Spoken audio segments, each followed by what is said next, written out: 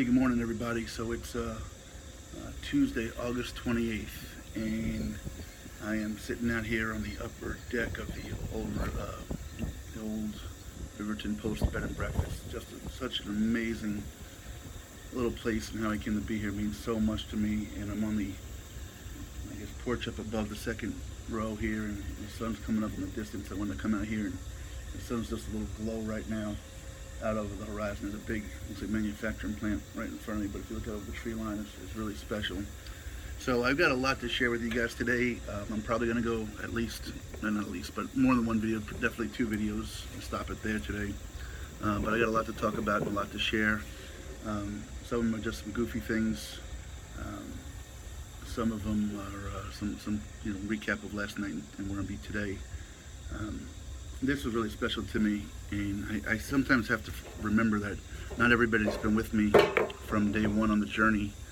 So I guess it wouldn't hurt sometimes to repeat myself, because I know I've said it in the past, but out of 1,600 people following me, not everybody's probably heard it. Anyway, this brings back a memory for me with my kids. I'm so excited to be here. I can't wait to bring my kids out. But a few years ago now, I had always wanted to watch a sunrise with my children. I grew up on Long Island, out on the not far from the beach. It was an island, and certainly on the East Coast. So we saw the first crack of daylight to our country a lot of times, and I always kind of wanted to share that with my kids. So we had an opportunity. One time a few years ago, we were over in South Jersey at a birthday party, and I said, "Come on, let's head over." I brought a little tent and went down to the Jersey Shore. And we weren't all that far off Atlantic City. You could see it kind of up in the distance. And I had asked the gentleman, can we sit out here on the beach? And he's like, yeah, we come out here and fish all the time. So lo and behold, it was real windy and breezy. We didn't have the right clothes for it. We had to run up to the Dollar General there, and we picked up some cheap stuff to put on and stay warm. And we went back and got the tent set up in the sand, and just having a decent, nice time. And I'm ready to get up for sunrise. And all of a sudden I see a flashlight appearing in our tent, and of course, being a protective dad, you don't know what's going on. So I jump up, and it's a police officer, and he had come out, and I was like, "Look, you can't camp on the beach." I thought that guy told me I could. I did ask. I said, "Look, it's like midnight." I said, "The kids are sleeping. We just want to be here for sunrise and get off. We're not going to do anything." And the guy, the officer, was very, very cool. He's like, "Look," he said, problem is I get off at 2. I can't guarantee what will happen after 2. We didn't have this conversation, so basically he said, go ahead, just I'll look the other way, which was very cool of him. Well, sure enough, 2 o'clock rolls around, and up comes these headlights, literally within 3 inches of our tent. A little overkill, if you ask me, but I guess when you want to flex your muscles or whatever. So I jump up, I get up. At this time, the whole family wakes up, and the shift change had come on. I guess this was the officer in charge. I don't know if he's a sergeant or whatever. And to make a long story short, I tried to ask him if we could just stay a few more hours, and his basically answer was no. So at 2 o'clock in the morning, in the dark, I'm trying to pack up this tent, get my kids back to the car, and go from there. So this is one of those adventures this is what I think makes life so fun.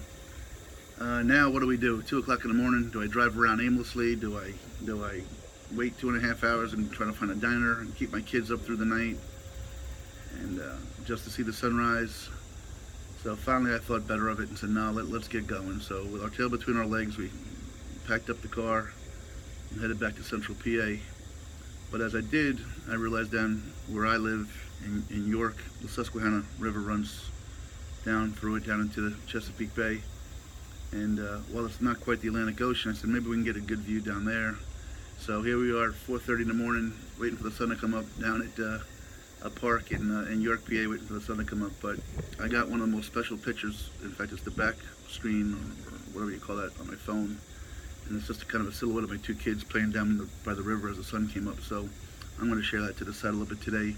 And again, some of you have heard that story, and I apologize for wasting 5 minutes of your life you'll never get back.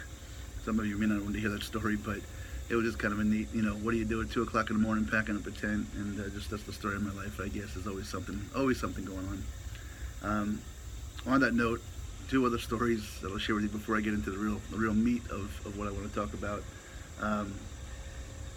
So the world is coming to an end when something that happened yesterday transpires, and I didn't share this quite yesterday, and I'm going to try to be delicate as I say this. So I'm sitting at an intersection on the west side of Joplin, Missouri, and from a car radio blasting is a song called Easy Does It, which was done by Eazy-E of NWA, which back in the mid to late 80s, I guess, was a cutting edge rap group out of LA that a lot of folks feared and thought was kind of radical. In hindsight, clearly they weren't, just trying to tell a story from their perception as to how they perceived some of the things that were going on around them. But so here's this story by a young black rapper that was considered radical at the time, and I just start bopping out to it, rocking out to it, and Easy does it. But what I laugh is when I turn to look at the car with it coming out, I'm a 50-year-old white guy, and there's some 30-year-old white guy behind the steering wheel rocking out the Easy Does It, and I just had to laugh because how times have changed. Great music. It was just funny, like I said, that to think that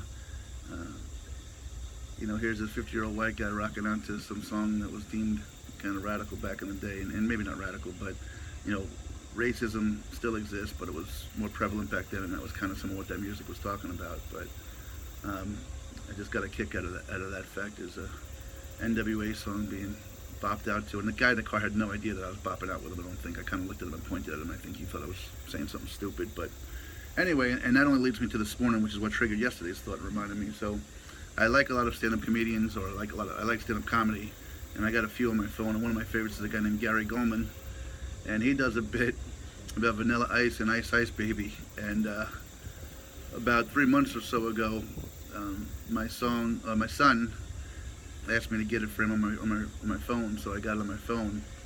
So here I am in the shower this morning, and kind of Gary's bit is, you hear that da da da da da da, the little hook, and you don't know if it's David Bowie or Queen and Bowie or Vanilla Ice's version of it, and all of a sudden the song comes on, and just like he kind of relates to in his stand-up bit, here I am in the shower, kind of getting jiggy with it and rocking out to Ice Ice Baby. So I don't know why I'm sharing this stuff with you. More secrets. In fact, speaking of more secrets, a friend of mine that I met in the Journey Gym, I mentioned the other day a comedian by the name of Bert Kreischer, a stand-up comedian, and I was mentioning it, and I think his new comedy act was called More Secrets, or A Few Secrets, or something like that. So Jim contacted me last night and says, hey, I think you shared some of your Bert Kreischer-like secrets with us yesterday, talking about your man and girl crushes, maybe a little TMI. And then he proceeded to tell me how when he watched that special by Bert Kreischer, he says, at one point I was eating lasagna and I ended up spitting. I laughed so hard I ended up spitting it all over the place. So it is good. So take a look at Bert Kreischer. So enough about me and my silly anecdotes and sharing. I guess I shared enough with you guys for the moment. I'm sitting outside. The sun starts to come up. You can probably see me getting a little bit brighter in the face here. The sun's coming, really awesome. I spent last night at this incredible bed and breakfast, which I tell you what, guys, I think Jim told me he charges $79 a night. I think he's out of his mind. 2 bedrooms, cute as hell. I'm in this old 1800 and something built in 1875, maybe, I think it is. I got to double check.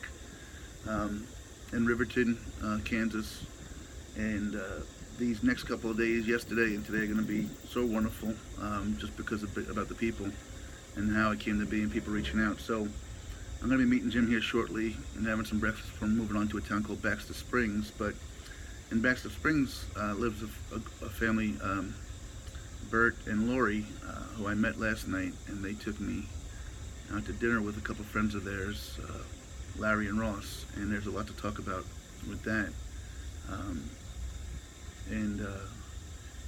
Just really good folks, and I'm going to be heading down to Baxter Springs today, and I'm going to be heading on to a town called, it's spelled like Miami of Florida, but it's Miami, they say. So Wednesday I'll be heading down to Miami, and then after that I think I'll be heading down to, I got my little pad here, let me see if I got this right. So after Miami, a town called Afton, and then a town called Veneta. And Veneta, I alluded to yesterday, I believe, is, someone told me, is the hometown or somewhere where Dr. Phil grew up or lived or something like that. there might be some memorabilia and pictures, and I'm excited for that as well. So after that, there's a question mark about the next day because there's two towns that are off the highway, and there's nothing on the highway in that kind of 20-mile range. So I don't know. They're both kind of equidistant, but I'm going to ask around and see which one might have, or maybe I'll put this out there when I announce the two of them tomorrow, and go from there. Something else to update you guys on. I did a live stream Q&A last week that went over real well. We're trying to schedule one. I talked about maybe doing it today, but I think I've got a full plate today. And I know I've got something, looks like, set up for tomorrow. Actually, tomorrow might be a possibility, I think. Later, I'm not sure yet. So hang tight. I'm going to ask Toby if there's a way to schedule it. My friend Scott said there's a way to schedule it on my website. But that went over pretty well, I thought, and people liked it. So we're going to go try that route again. All right, so I'm wrapping up, getting close to the end of this first video. So just know I love my kids very much. I want to reach out again for some prayers for some folks, anybody that's suffering. My friend Joe, his wife, is battling cancer. I spoke with him yesterday. And, there are people out there right now that I've spoken to that are battling other things, not necessarily physical things, but some emotional stuff. And again, just because we can't see it or touch it, well, listen to what I just said to myself. Doesn't mean that people aren't dealing with some things. So to all of those that are kind of out there that are feeling depressed or questioning themselves, please reach out to somebody, reach out to me, reach out to the website. Let us try to, share what we can with you, because there are folks out there in that way right now. I got a really nice I got many nice messages last night, but one was from my friend Sierra back in Cuba. She's the young lady that posted that the paper she wrote about meeting me. And here this young lady just reached out to me again, wishing me well, and let me know things are okay, and give me an update on her school. And again, she's such a sweet young lady. Reminds me of my daughter Grace, my oldest. And I know when people get mad at, never mind, I won't talk about that. But so it really meant a lot to me to hear from her and hear from everybody. Before I get into the group I met with last night and the folks and some of their positive stories, I touched on it yesterday, but I already heard this morning from Dan. And like I said, I was sitting downstairs waiting for Bert and Lori to pick me up when this gentleman just rolled up on here and got out of his car and just wanted to meet me and thank me for what I'm doing. And you talk about emotional for me. He had no plans with me. I don't think he knew I was coming to town or even knew who I was before a day or two ago. And I guess he heard about me through the town circulating, hey, this guy's coming through town. Let's all kind of reach out to him. And this guy got in his car, knew where I was staying, drove over here, hoping to meet me on a lark. I was sitting outside and rolled up on me, offered me a pair of shoes, great socks. I said, look, I appreciate that offer. Maybe you can mail it to me down the road. That is just, my pack is so heavy right now. I got 2 pairs of shoes as it stands now. Although my Brooks are pretty beat down and probably gonna need a new pair. I'll be replacing them full time with the other pair I got, which was Asics back in Cuba. But I want to reach out to the Brooks company today as well. I'm going to try to do that. Anyway, so just been really special. I was beat down physically yesterday. Last night I got in here, I took a hot bath. I mean, super hot bath. I feel like $1 million today. I said sometimes I leave it, I feel like I'm 75. Sometimes I feel like I'm 30. Today is definitely a day where I feel like I'm 30, so I'm looking forward to that. Anyway, I love you guys. Landon, have a great day at school, buddy. I love you so much. Have a good practice. I know you got a tournament this weekend. I won't be there. I'm sorry for that, but I'm going to be with you in spirit. Kira, keep being the amazing little girl you are.